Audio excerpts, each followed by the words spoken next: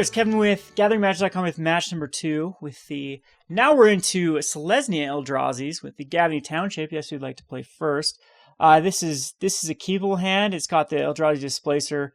We can ramp into Displacer. We have the mana for Displacer, Nest Invader. Decent little hand here. I think that we just go get a Windswept, and then... I'd rather just go Brushland and take a Pain for Birds of Paradise.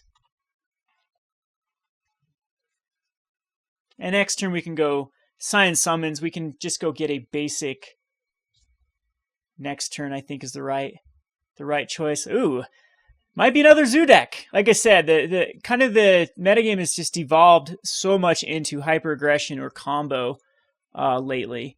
And I'm not the biggest fan of Modern at the moment. I think that it's pretty meh. Whoops, I just got the wrong one. I think we can do Nest Invaders. It's basically the same thing. Soul Sisters is like my pet deck Soul Sisters is either extremely good or extremely terrible. What I mean by that is like the hyper aggressive decks, except for Infect and Bogles. And Infect after sideboard, if you side for Infect properly, is pretty good with like Celestial Flare. But Infect and Ad Nauseam, Scape Shift, you have like Lantern Control. We have a bunch of these decks that you have to kill extremely quickly, and Soul Sisters is very, very bad at killing by turn number 4 or turn number 5. Soul Sisters usually is more of a grindy based deck, and so you have the Zoo decks and the Infect decks and the Suicide decks that can push through enough damage very, very quickly before Ad Nauseam goes off for some of these other combo decks.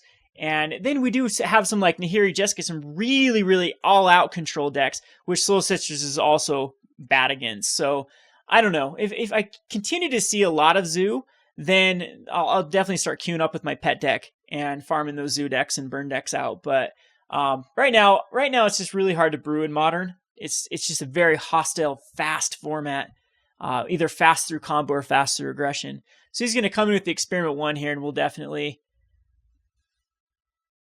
take it out.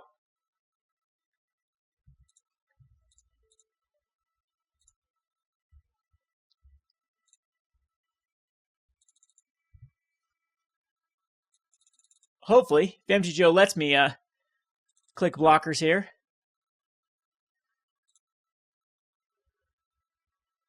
So I do take 2 damage. The Rancor does go back. Without life gain, this is kind of a weak game 1. Even thinking about going to 4 Thragtusk with this deck, because they do a very good job of just kind of...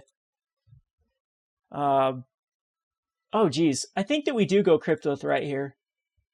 And then Nest Invader.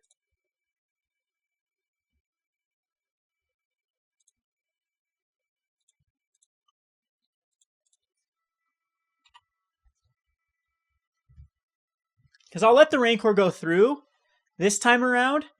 I think we're going to get some Mono Green Devotion. They run like Aspect of the Hydra. So again, another very hyper-aggressive deck. Experiment 1's Dryad Militants, and we'll see like Colonial Tuskers, I think is what it's called, and Garruk's Companion possibly. There's the Strangler Geist, which I think we just do trade with the Militant here.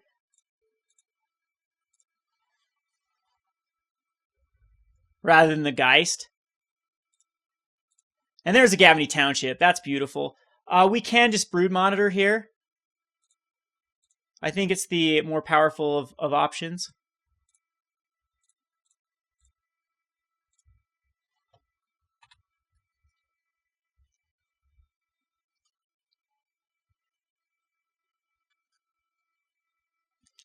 Because we have, and this is where Gavony's going to be beautiful. We have close to lethal on a few turns. From Displacer's so good versus their attackers with like the Aspect of Hydra. Yeah, we just need to survive this turn. I think we're good. I don't think there's with a missing land drop. It's gonna be another Strangler Geist. We'll just take one of them out with the Brood Monitor. It's a free block.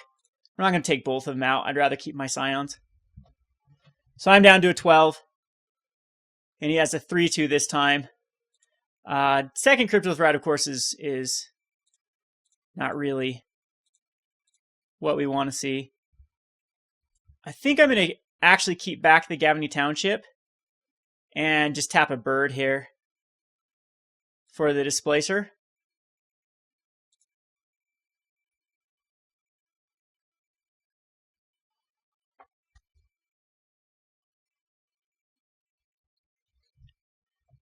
Yeah, Displacer I think was definitely the key card. Either that or something like Eerie Interlude. We can still bring in Eerie Interlude. The Jermoka's Command is also another nice little sideboard card we can definitely put in a slot in the sideboard. There is also all your creatures gain indestructible. I don't think we want that. I don't think we want like toolbox cards necessarily. I want to keep this deck as linear as possible, as streamlined as possible. So this Thragtusk comes in, definitely. And Scavenging Ooze is fine. I actually like Thought-Knot Seer. It's hard for them to push through a Thought-Knot Seer. And the Broodmother did really well here, but I think we can cut it down. And same thing with the Tooth combo, and Emrakul is completely unnecessary here. We'll just go down to 1 Tooth and Nail, 1 Brood Monitor. If we draw it, we draw it. We can take out the Shamanic Revelations. I think Shamanic Revelations are fine. I think it's just Eyeless Watchers down, a couple of them, and we'll submit this. Our opponent moves to 5. Not a good hand to have against having to race a Thragtusk. Other than the whole problem is we have a slowish hand with a Noble Hierarch, and we do have to Brushlands for 2 damage, basically, is what it's going to be. No, we'll be able to use an Eldrazi Displacer and the Noble Hierarch. Ooze is actually nice, so we'll go Noble Hierarch here.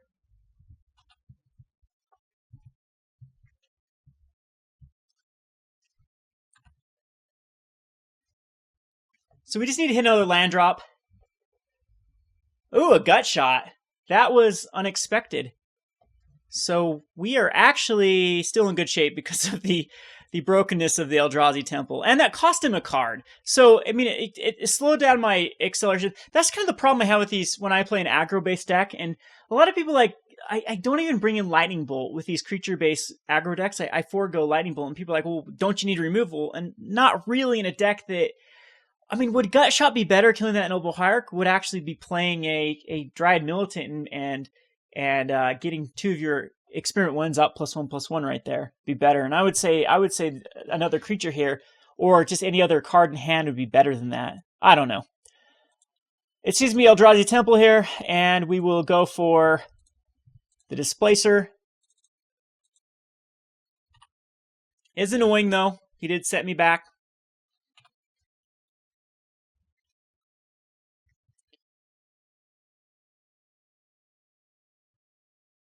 There's a Rancor. And I don't block. I don't think I block here. I would take no damage, kill it, and he'd have to recast it. Which would put another creature in the graveyard. I actually do think I kill the Experiment 1 in trade.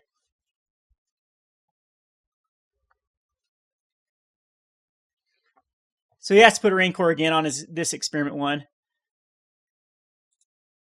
Yeah, I think that's actually the better play. So I think we Windswept just for a basic.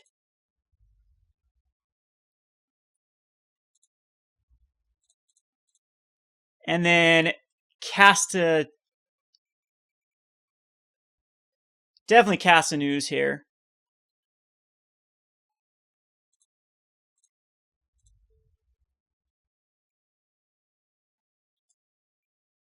Is that actually even worth it? And we'll just get rid of an Experiment 1 right now. He only has 1 card in hand. Basically out of ammo here. You can't just dish off. No Double Strike or Infect, and then another land is going to be absolutely terrible. We'll let this 3 damage go through.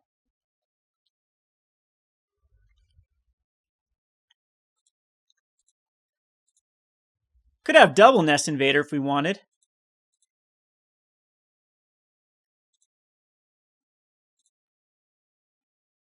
That's probably actually the smart choice.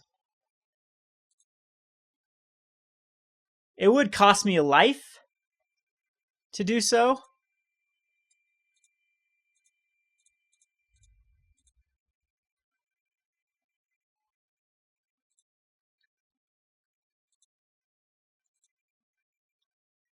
But it's not like he's exactly that far ahead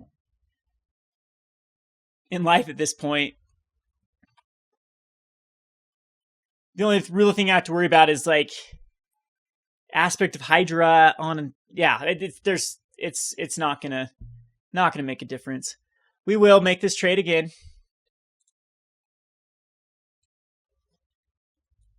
That actually gives me another target in the graveyard for Scavenging Ooze. Another 2 targets.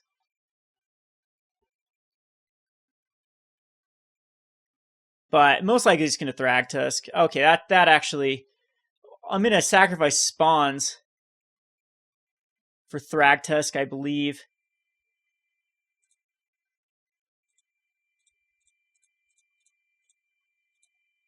I'm pretty sure a concession comes down here after Thragtusk. Yep. All right, so another matchup that if you just clog the board with this deck, it does very well against these aggro. I know they're pretty even, I think. The zoo-based decks and these hyper-aggressive decks can really push through. We've seen some weak hands, Mana Floods and Mulligans against these hyper-aggressive decks, and we've definitely capitalized on it. We'll go on to match number 3. I like this list, by the way. I think this list works out a lot better. Airy Interlude is something that is looking very, very neat in the sideboard. Well, we'll keep playing the list we have. This has been Kevin with GatheringMagic.com. Thanks for watching.